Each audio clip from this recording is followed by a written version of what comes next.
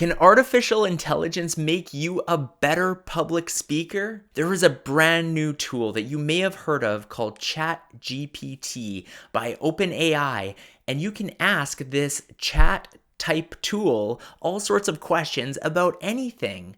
And that does not exclude public speaking. You can ask this tool questions about public speaking. I did just that because I wanted to challenge and see what kinds of advice this artificial intelligence tool could give for how to utilize body language when speaking in public. Is ChatGPT better than my YouTube videos? We're about to find out. Hey everyone, my name is Wade Patterson. I am passionate about impactful communication. I want to help make you a better public speaker and a better communicator in general. If that sounds like something you're interested in, please subscribe to my channel. I do my best to put out a lot of great video content that will help you in all areas of public speaking, and I'm excited to see this community growing and providing more value to more individuals. So as I mentioned, I wanted to challenge ChatGPT and see what type of advice this AI tool would give for how to use body language when speaking in public. By the way, I have a video out there, which I will link to in the description, about how to leverage body language, at least my opinion. So you can be the judge. You can go check out that video and you can compare it to the tools that we're going to see or the ideas from ChatGPT. And you can be the judge of who said it better, but I'm going to go through ChatGPT's advice and then analyze each point breakdown by breakdown, so stay tuned for that. So as I mentioned, I asked, how do I use body language effectively when speaking in public? The response I received was, using body language effectively when speaking in public can help engage your audience and reinforce your message. Here are a few tips for using body language effectively when speaking in public. And the tool goes on to give me 5 tips. Tip number 1, stand up straight and maintain good posture. This will make you look confident and help you project your voice. Tip number 2, use gestures to emphasize your points and make your presentation more interesting. Avoid overusing gestures as this can be distracting. Tip number 3, make eye contact with your audience. This will help engage them and make them feel like you are speaking directly to them. Tip number 4, use facial expressions to show emotion and help convey your message. Smiling can help put your audience at ease, while a serious expression can help emphasize an important point. And the final tip we receive, use your body to move around the stage or presentation area. This can help to keep your audience engaged and prevent them from getting bored. Overall, the key is to use body language in a natural and authentic way that enhances your message and engages your audience. I'm not gonna lie, that is a pretty fantastic answer. Credit to ChatGPT. It's almost scary how good artificial intelligence is getting at answering questions such as these.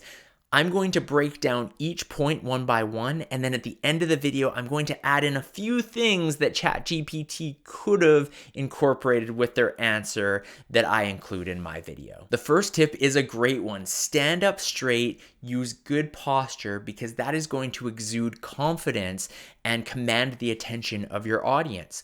I think ChatGPT hit the nail on the head with this tip. One of the things I would add is that many people, as a tendency, grab onto something when they're public speaking. It's almost as if they use these things as a crutch or for stability. For example, people will hold onto a lectern. If they're standing behind a lectern and have their notes there, they will grip onto the lectern, and that prevents them from being able to use their hands when speaking and incorporating body language. Other things we see from time to time are people holding on to the chair. So if they were sat down and then they stand up to speak, they will hold on to the back of the chair. And as ChatGPT mentioned, you don't want to do that. You want to take a step away, give yourself the space, stand up confidently, and project that confidence. I love the second tip that the artificial intelligence tool provides, which is to use gestures, but don't overuse gestures. Why do we use gestures?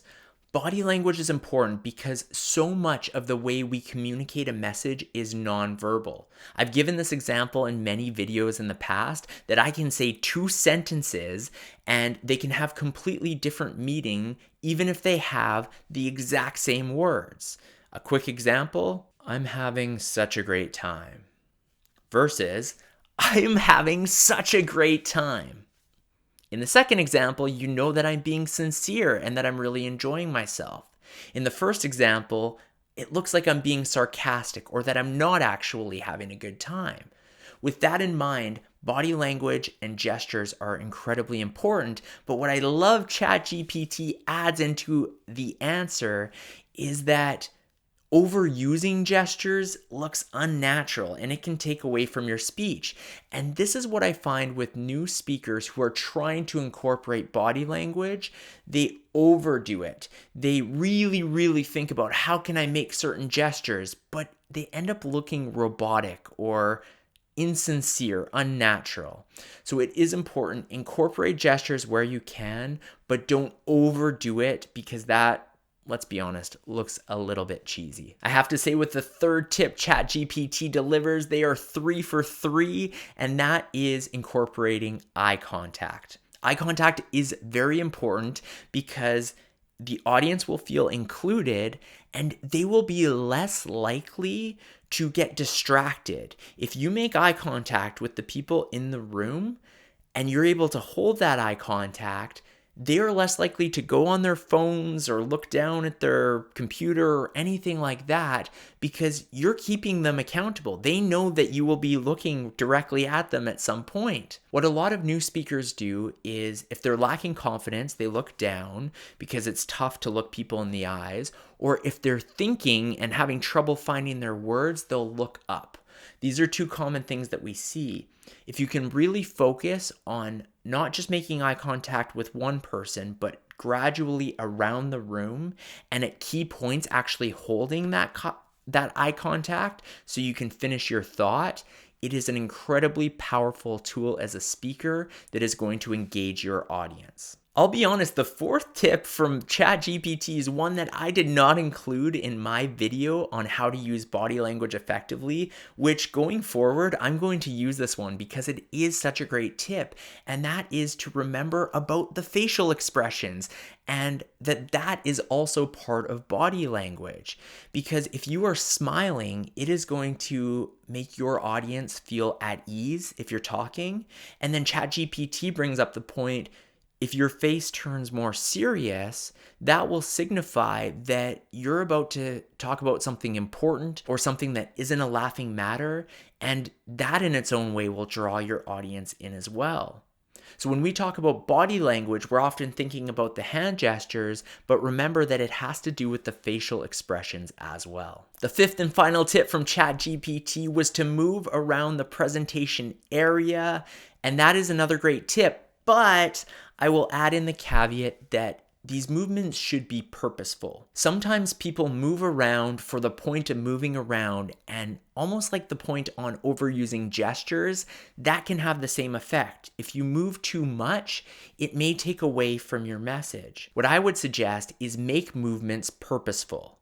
If you're talking about something that's really important, move closer toward your audience and maybe lower your voice to really draw them in. If you're talking about playing a baseball game and you hit the ball and you're running to the base, make that motion almost as if you're running around the diamond in that way. That adds to the story.